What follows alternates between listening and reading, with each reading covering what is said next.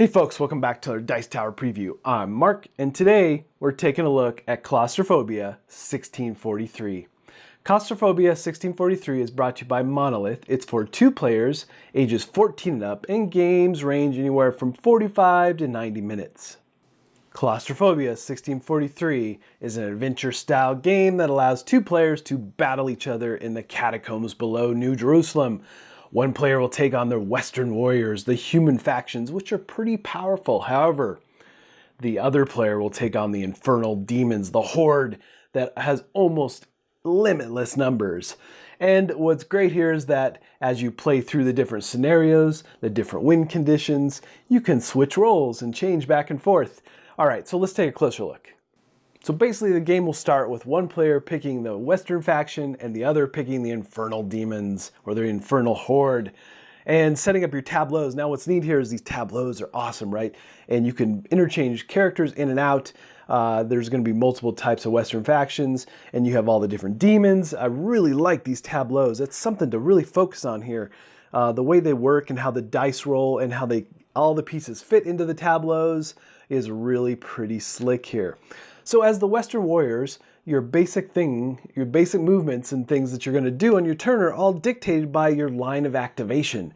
And you're going to take your activation dice, you're going to roll them, and then you assign a die to each of your characters that are still alive, that is. You can only roll as many dice as you have characters alive, and then you align them to whichever activation line that you want to use this turn. And that's going to involve things like defense, attack, and movement, and perhaps some special abilities like drawing cards and so forth.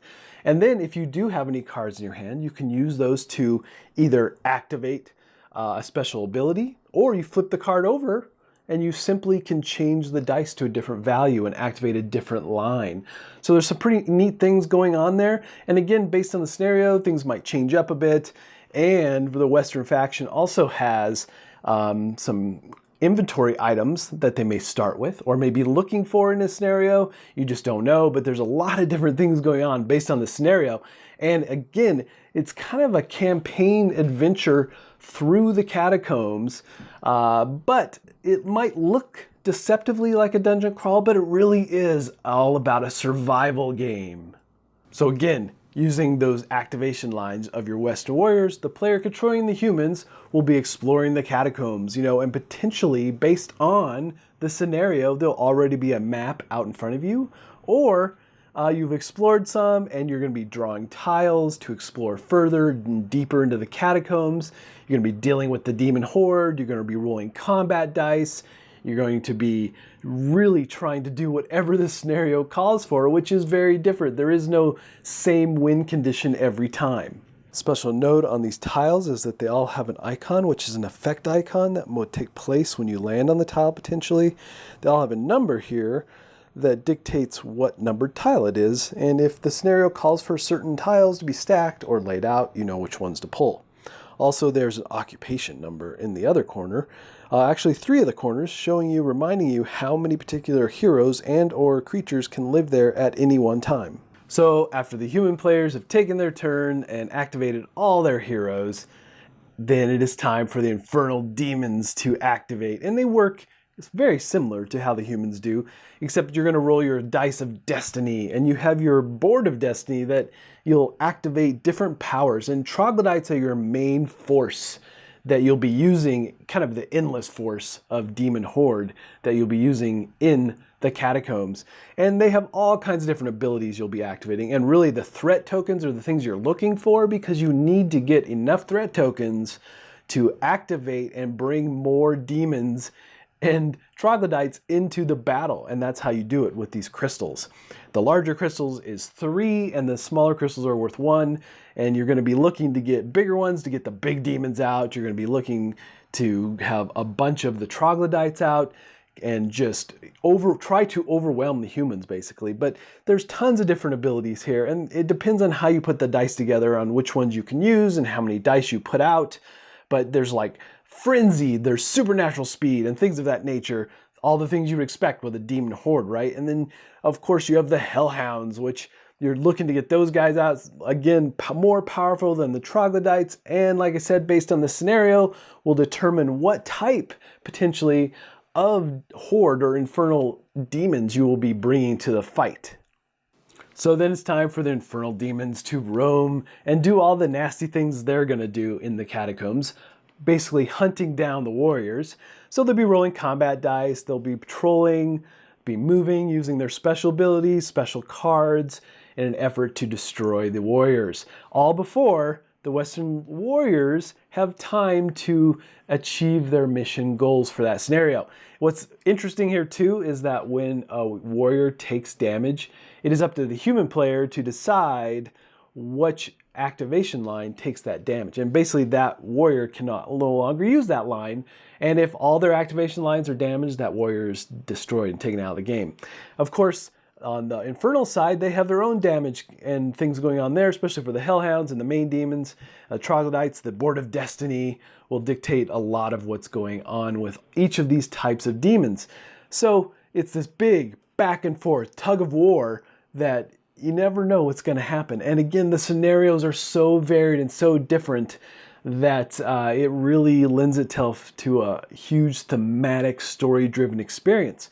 So let's take a close look at one of the scenarios. Maybe we won't do a quick deep dive into it, but I want to show you just a little bit. I don't want to do too many spoilers, but beware, we are going to look at one of the scenarios next. So this is the scenario booklet, and everything is outlined really well. It's really clear on how each scenario works. I like that a lot. And the human player and the infernal player, you know exactly what you're starting with, what components are coming out, and how the tiles stack and are prepped for each of the catacomb missions. And what's interesting is sometimes it is a stack, and sometimes it's a board that's already laid out, which is pretty clever. Sometimes it's half and half. You'll have half a board already laid out and tiles coming in as you explore. And what I like too about exploring is that it's up to the infernal player when the humans explore to take the tile and orient it and place it. So it's just a nice, it is their realm after all, right? So I like how that works. Let's take a look at demonic imprisonment. This is a mission I thought was pretty interesting. We skipped around a bit as we played, but this one really I found to be fun. And I like the story-driven aspect here. So this is how it goes. The chaos caused by the maneuvers of the mortals and demons threatens all forces involved. No one is safe from an unhappy encounter, and one of the most experienced redeemers has just paid the price.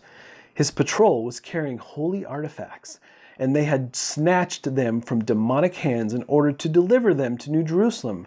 Caught between troglodytes and determined demons, they have been taken prisoner.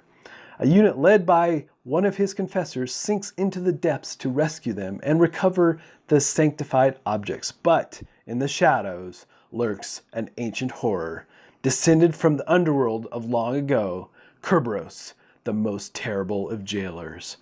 Again, I love story-driven, thematic things like this.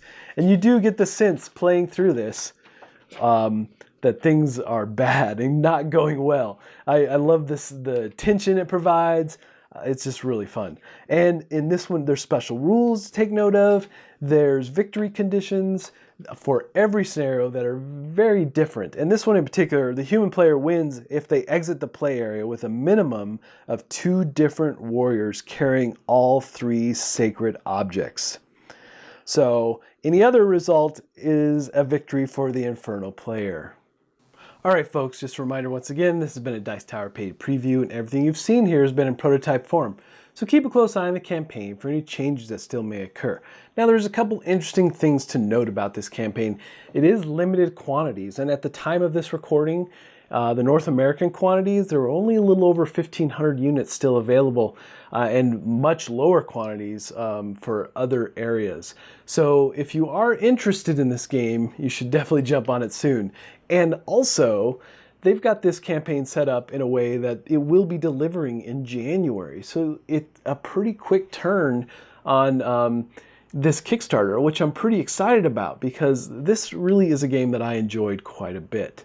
So ultimately, folks, though, if this looks like a game that would be of interest to you, I'm sure they'd appreciate your support.